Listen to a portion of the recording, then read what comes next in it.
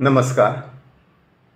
आज मी नाट्य समीक्षा संहिता आणि रंगप्रयोग या MP पाटील सरांच्या पुस्तकातील नागमंडल एक नाट्यार्थ शोधक्रीडा या प्रकरणातील मी पाडलेल्या 4 भागातील शेवटचा भाग वाचतोय. तिसऱ्या भागातील शेवटच्या वाक्याने सुरुवात करतो. भविष्याचे भान नसणाऱ्या या अंध जीवनोत्सुक जीवनासक्तीच्या वाट्याला अखेरीला हे असे येते. नागमंडल कलापूर्ण नाट्यरचना. मूळ लेखकाच्या आंग्ल नागमंडलाचा कव्हर पेज असे सांगते, in Nagamandala Karnad weaves 2 Kannada folk tales together. The first one comments on the paradoxical nature of oral tales. Encompassed with this is the story of Rani who makes up tales to fill the void in her life. अशा या 2 कथा. या कथेची एक कथेची कथा आणि दुसरी राणीची कथा, या दोघींचीही एकत्रित गुंफण. याशिवाय प्रारंभाला एक प्रस्ताव, नाट्य प्रोलॉग येते आणि अखेरीला त्याचेच पर्यवसित झालेले समारोप करायला आलेले भरतवाक्य एपिलॉग, अशी ही एक आणखी जोड. यामध्ये लेखक निर्मात्याची कथा घेऊन जाते, जी कथेची कथा आणि राणीची कथा यांना जन्माला घालून जात असते. यात अशा 3 कथा झाल्या. त्यांना एकात्मक कसे केले जाते? प्रस्ताव नाट्याचा प्रारंभ नट लेखकाच्या कथेने होतो. ही तुम्हा आम्हाला ज्ञात असलेली कला निर्मितीची एक पातळी. लेखकाने नाट्यकथा लिहायच्या आणि प्रेक्षकांसमोर सादर करायच्या, पण या निर्मितीतील अपूर्णतेमुळे अस्वस्थ वाटते. निवृत्तीच्या टोकावर जाण्याचे ठरवायचे, पण निर्मिती तत्व त्याचा त्याग करायला तयार नसते. हे निर्मिती तत्व त्याच्या उर्मीशी इमान राखत वास्तवातील जीवनकण घेऊन त्याच्यापाशी येते आणि सर्जनाला प्रारंभ होतो. नव्या सौंदर्यमयी सत्वपूर्ण सर्जनाला प्रारंभ होतो आणि त्यामुळे अखेरीला या लेखक निर्मात्याची अस्वस्थता, अपूर्णतेची जाण इत्यादी निघून जाते आणि त्याच्या सर्जनशील तृप्त जीवनात सकाळ पहाटते. या प्रस्ताव नाट्यातच त्या लेखकाचे ते सर्जनच मूर्त होते. ते कथा गतिरूप घेते. ही कला सर्जनाची दुसरी पातळी. इथं लेखक, नट, निर्माता सारेच अदृश्यात जाते. ते सर्जन, ते कथागीतच आपल्याशी बोलू लागते. येथे लेखक निवेदक संपतो आणि ती गीतमय कथा लेखिका, कथा निवेदिका सारी नाट्यसूत्रे आपल्या ताब्यात घेते. अशी ही नाट्य निर्माण क्षण अभिनवता. आणि मग मुख्य कथेला प्रारंभ केला जातो. एक होती राणी. ती ऋतुमती होते आणि कुठल्या तरी नवऱ्याच्या घरी येते. नवरा तिला कढीकुलपात कोंडून ठेवतो. फक्त दिवसा जेवायला येतो आणि निघून जातो. राणी आपली कढीकुलपात कोंडलेली रात्रभर. आणि मग वरचेच कव्हर पेज सांगते, राणी who makes up tales to fill the void in her life. तिला जगण्यासाठी हा एकच पर्याय आहे.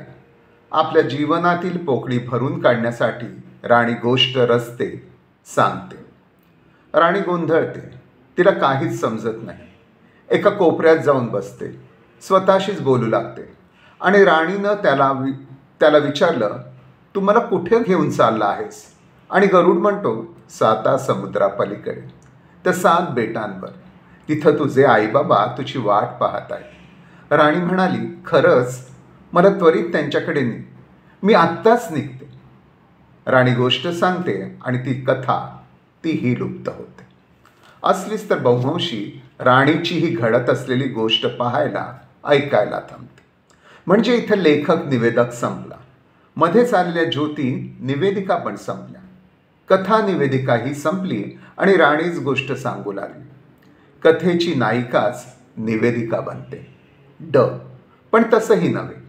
ही राणी गोष्ट सांगता सांगता ती गोष्टच जगू लागते. मग राणीचे बाबा तिला मिठीत घेतात, पापा घेतात, कुरवाळतात, म्हणतात, आम्ही तुला तिकडे परत पाठवणार नाही. सकाळी सोन्याच्या शिंगाचं सांबर येतो. तो म्हणतो, मी सांबर नाही, मी राजपुत्र आहे. राणी शून्यात पाहत राहते, हुंदके देऊ लागते. असं सांगता सांगता ती पुढील कथा जगू लागते. बाहेर रस्त्यावर कापण्णा प्रवेशतो. पाठीवर आंधळी कोरडवा. तो विशीतला आणि नंतर ती मुळी, नाग, प्रीती, रती, गर्भिणी, माता इत्यादी तिचा जीवन आसक्तीचा सर्जनशील प्रवास. हे स्वप्न जीवन तिचं सत्य जीवन होऊन जाते. ती गोष्ट सांगता सांगता तिची नेणीव जाणीवेच्या पातळीवर येऊ लागते. तो नेणीवेतील नाग तिला जाणीवेत तिचा नवरा होऊन कधी येतो, तिच्या नवऱ्याचे रूप घेऊन तिच्यात गर्भ पेरून कधी जातो, हे तिलाही समजत नाही. आणि रसिकांना अनुभव देणारी या नाट्यरचनेची आणखी एक पातळी. लेखकाचा धागा ज्योतीत, ज्योतींचा कथेत, कथेचा राणीत, राणीचा जाणीवेत आणि जाणीवेचा नेणीवेत, परत नेणीवेचा जाणीवेत, असा हा धाग्यात धागा विणत गेलेला असतो. राणीची स्वप्नकथा कोणती, जागृत कथा कोणती, यामधल्या सीमारेषा पुसून जातात. पहिली कोणती आणि दुसरी कोणती हेही समजेनासे होते. एवढी ही वीण एकजीव होऊन गेलेली असते. हा असा विलक्षण नाट्यात्म रचनाबंधाचा कलापूर्ण अनुभव प्राचीन भारतीय कथारचनेतील मंडलकारांचे स्मरण करून देतो. आणि जे सांगायचे ते सांगून झाल्यावर या सर्व 3-4 कथा उपकथांची वीण सैल केली जाते अशी. राणी मृत नागाला नमस्कार करते, त्याला उचलून आपल्या गालाशी धरते. ती गोठून जाते, उजाडते, प्रकाश वाढतो, ज्योती एकापाठोपाठ निघून जातात. कथा पण अर्थात गेलेली असते. आपण परत देवालयाच्या आतील गाभाऱ्यात म्हणून लेखक एकटाच बसलेला. देवळाच्या फटीतून सूर्यप्रकाश आलेला. ही सकाळ आहे. माणूस लेखक हातपाय मोकळे करतो, प्रेक्षकांना नमस्कार करतो आणि बाहेर जातो. अशा या कथा उपकथा सुट्या सुट्या केल्या जातात आणि आपल्याला कलाघरातून वास्तवाच्या व्यवहारी जगात जायला मोकळ्या करतात. मात्र गोठून गेलेली राणी आपल्याबरोबर आलेली असते. हे या कलापूर्ण रचना नाट्यार्थाचे सामर्थ्य. नागमंडल राजीव नाईक आणि दिलीप नीना कुलकर्णी यांचे. राजीव नाईक यांना पूर्ण भान राखलं आहे की गिरीश कर्नाड यांचे नागमंडल ही एक मिथकथा आहे. त्यातील कथा कुठल्याच वास्तवाजवळची नाही, कुठल्याच वास्तव प्रदेशातील नाही, सर्व परिचित अशी ग्रामीण तर नाहीच नाही. येथील माणसे, घटना, प्रदेश, भाषा, गीते, नृत्ये सारीच स्वप्नादुभूत विश्वातील आहेत. आणि कर्नाडांना जे अभिप्रेत असावे तेच आपल्या नागमंडलाच्या रूपातून दिले गेले पाहिजे याचेही पूर्ण भान राजीवने राखले आहे. असे करीत असताना राजीवच्या नाट्यरूपाने जे थोडेफार स्वातंत्र्य घेतल्याचे दिसते ते मूळ नाट्याशी अधिकच बांधिलकी राखणारे आणि रंगप्रयोगात मोठी भर घालणारे ठरते. असे स्वातंत्र्य घेणारी राजीवची लक्षणीय कथा, गिरीश कर्नाडांची कथा, ही गीतांची साडी नेसून प्रवेश करते, पण पुढे नाटकभर ती गीतांची सोबत जवळजवळ सोडून देते. ती एकटीच गीतांना कुठेतरी सोडून बोलायला लागते. एक तरुण मुलगी, तिचं नाव, वडील तिला राणी म्हणत, तिच्या नवऱ्याचे नाव, कुठलेही सामान्य नाव अपर्णा, एवढेच. आणि ती कथेचे सूत्र राणीच्या हातात देते आणि काय घडते ते नुकतेच पाहत बसते. येथून सारे सूत्र राणीच पकडते. कधीतरी अशा तऱ्हेने दिवस जात असतात. राणी ती कढी वारुळात ओत असे सांगायला ती येते. आणि तुम्हाला ठाऊक आहे की नाग त्याला हवे ते रूप घेऊ शकतो. त्या रात्री नाणी घरातून आत जाऊन त्याने रूप घेतले अपर्णाचे. नाग राणीचा शोध घेऊ लागतो. ती त्याला निद्रिस्त दिसते. तो तिच्याकडे बघतच राहतो. असा कथेचा मुख्य धागा जोडण्यासाठी ती पहिल्या अंकाच्या अखेरीला येते. दुसऱ्या अंकात कुत्रा, मुंगूस, नाग यांच्या लढाईच्या वर्णनासाठी, राणीच्या गोष्टीचा सुखांत शेवट करण्यासाठी ती येते. आणि राणीला जे हवं ते सर्व काही मिळालं. निष्ठावंत नवरा, सुखी संसार इत्यादी. पण पलटी घेऊन ती परत कुरुडवाच्या गोष्टींचे संदिग्ध प्रकरण उकरून काढते.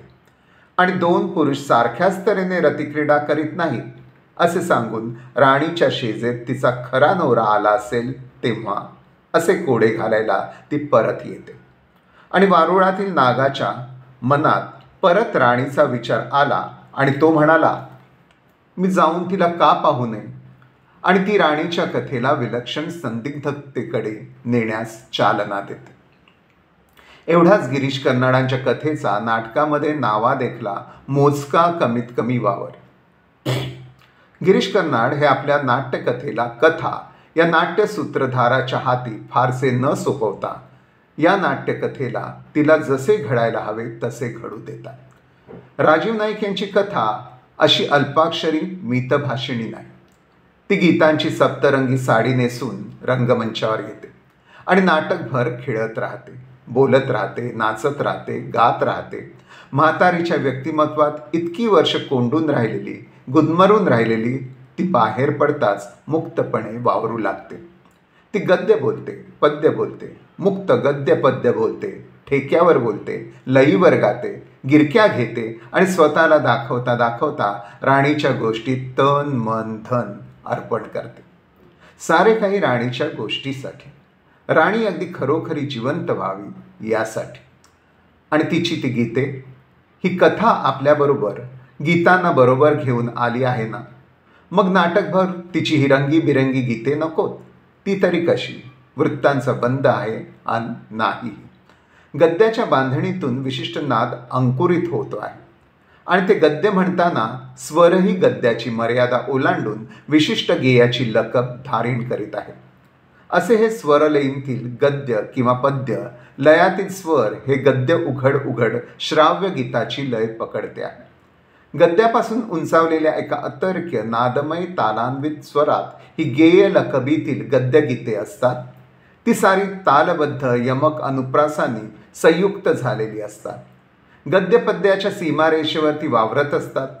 तालवाद्य आणि स्वरवाद्य त्यांना सोबतीला न घेता अर्थाला अलगद झेलत स्पष्ट शुद्ध उच्चारात अनंत अमेंबल यांच्या सांगीतिक प्रतिभेच्या सर्जनानुसार ती गात असतात. राजीव नाईक यांची अशी ही गद्यपद्य गाणारी कथा रेखा सबनीस यांचे खेळकर लोभस रूप घेऊन नाटकभर फिरत राहते. राणीच्या कथेचा प्रवाह सारखा खेळता ठेवते. तिच्या कथेतील स्वप्नदृश्यता राखत राहते. मधले धागे फुलांच्या मालेसाठी गुंफून देते. कधी खट्याळ तर कधी गंभीर जीवनाभाष्य करीत कथेत जीवनसत्व भरते आणि अखेरीला सर्व कथापात्रांना बरोबर आणून भरतवाक्य गाते आणि येथपर्यंतची प्रायोगिकता चालत आलेल्या नाट्य परंपरेत मिसळून टाकते. राजीव नाईक यांच्या नागमंडलाच्या रूपाला त्यांनी दिलेले हे खास सर्जनशील देणे. राजीवच्या या कथेने पाहिलेली, ऐकलेली, सांगितलेली, गायलेली कथा दिलीप नीनाच्या हाती पडते आणि रंगमंचावर त्या उभयतांकडून तिला दिले जाणारे रंगरूप मिथकथेतील स्वप्नाद्भूततेचा त्याचबरोबर तरल जीवन दर्शनाचा अनुभव देणारी ठरते. अगदी एका नंदनवनातील बालवयात एका रात्रीच्या पहिल्या प्रहरी एका आजीच्या कुशीत झोपत जागत आपण ही स्वप्नकथा ऐकत आहोत, ऐकता ऐकता पाहत आहोत असा अनुभव दिलीप नीनाचे हे रंगनाट्य देत असते. नीनाची राणी तर अगदी साता समुद्रापलीकडच्या कुठल्या दूरच्या प्रदेशातील, कुठल्या तरी हिमालयाच्या कुशीतील रानावनाची लाडकी लेक. ती पैलतीरावरील लोककथा कन्येच्या पोशाख, तिची भीती, तिचे स्मित, तिचे लावण्य, तिचा शृंगार, तिचा संयम, तिची निद्रा, तिचा इनोसन्स, तिचे झपाटणे, सारी तिची ही स्वप्नसुंदर नाट्यकला रूपे अवघ्या रसिकतेने डोळ्यात मनात साठवून ठेवावीत अशीच. दिलीपचे दिग्दर्शन आणि नीनाचा अभिनय या उभयतांनी लेखकाप्रमाणेच ही स्वप्नाद्भूत मिथकथा आहे याचे पूर्ण भान राखले आहे. म्हणून त्याचे रंगनाट्य तो मिथकथांच्या विश्वातील स्वप्नाद्भूततेचा प्रत्यय अगदी अंगोपांगी भरभरून देते. चित्रा पालेकरांची आंधळी अलौकिक म्हातारी या अज्ञात प्रदेशातील गोष्टीत कुठल्या तरी अज्ञात प्रदेशातून चाचपडत येते आणि नीना राणीला छान छान मदत करते. कुण्या राजा देशपांडे यांचा नागही आपल्या फणा उभारून कामधुंद होतो. तेही थोडे स्थूल असले तरी या स्वप्नाला पोषकच ठरते. दिलीपचा चेहरा थोडा न हलणारा, पण त्याच्या दिग्दर्शनाने तो सारे काही देऊन पावला आहे.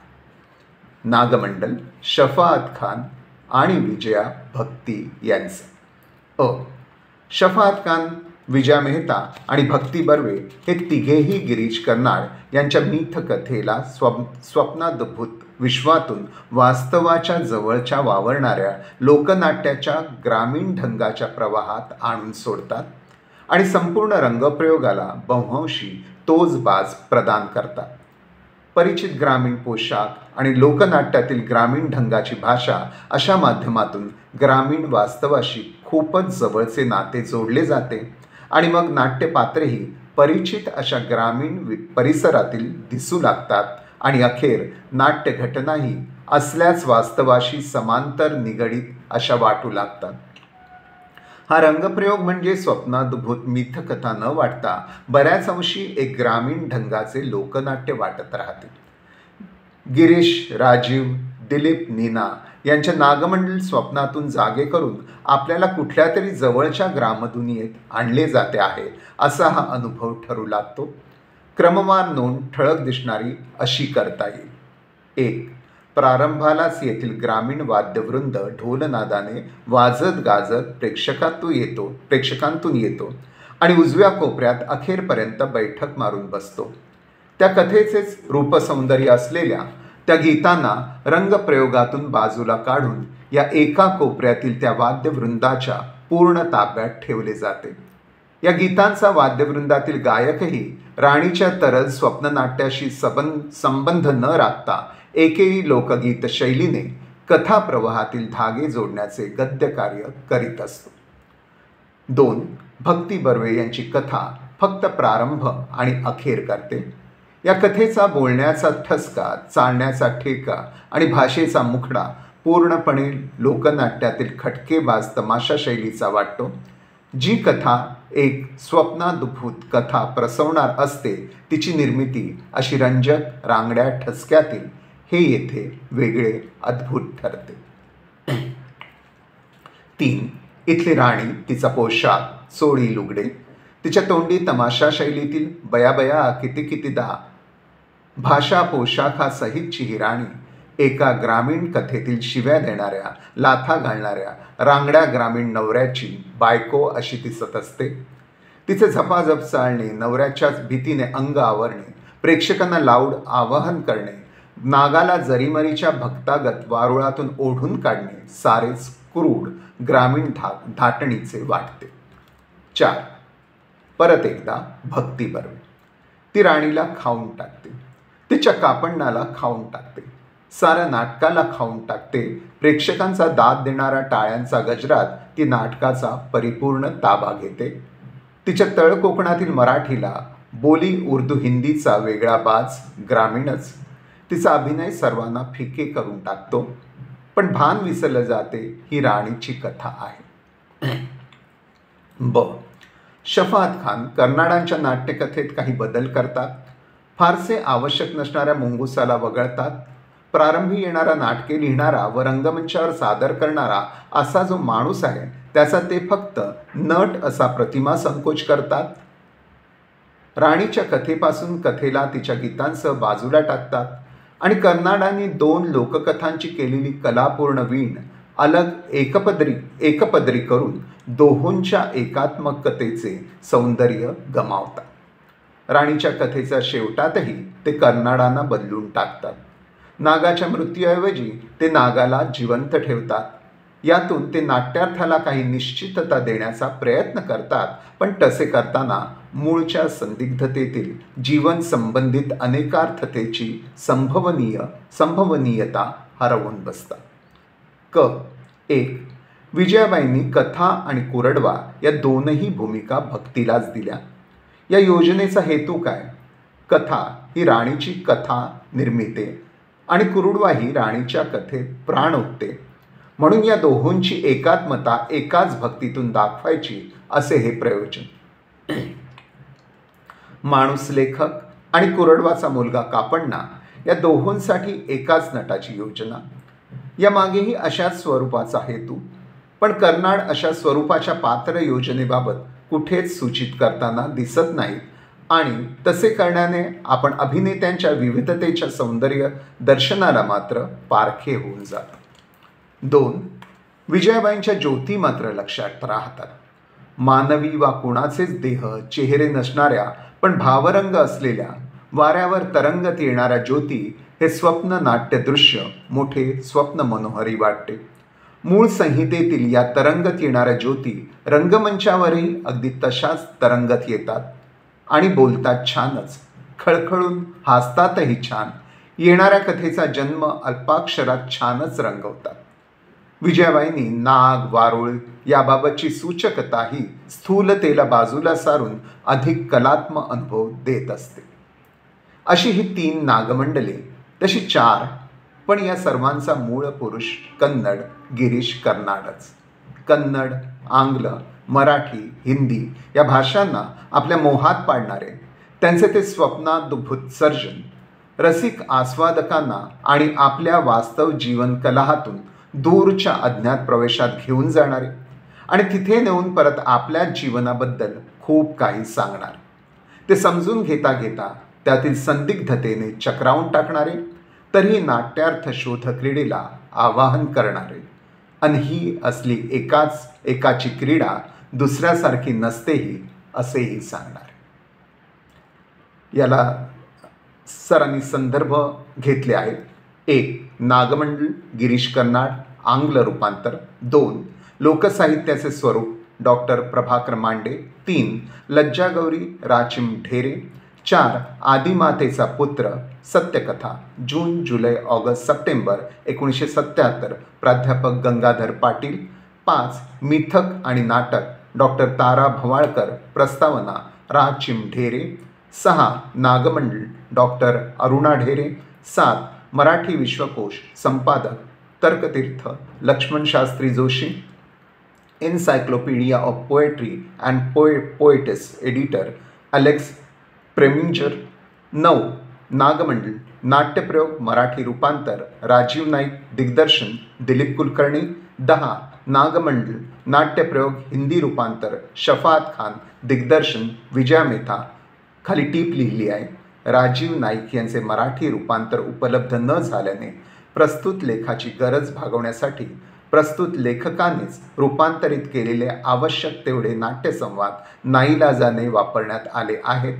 राजीव नाईक यांचे रूपांतर उपलब्ध झाले असते तर या लेखाला अधिक सौंदर्यपूर्ण निश्चितता प्राप्त झाली असते, हे प्रस्तुत लेखकाला एकदम मान्य. धन्यवाद.